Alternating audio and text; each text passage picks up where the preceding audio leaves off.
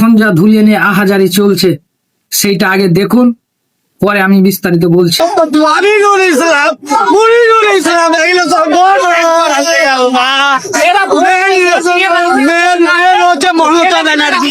আমি মমতা ব্যানার্জি ছাড়া আমি কিচ্ছু বুঝি না। বর্তমানে যে নেতাগুলোর নাম নিলেন আপনি, সেই নেতাগুলোর নাম নেওয়া বৃথা, কারণ আপনারাই ভোট দিয়ে জিতিয়েছেন তাদেরকে, তারা আপনাদের পাশে দাঁড়ালো না। বুঝতে পেরেছেন এবার? একবার বললাম তো যে দাদুয়াল সে নিয়ে গেলে বেশ চুলাতে ভরে দিয়েছে ওই দাদুয়ালার নাম দিয়ে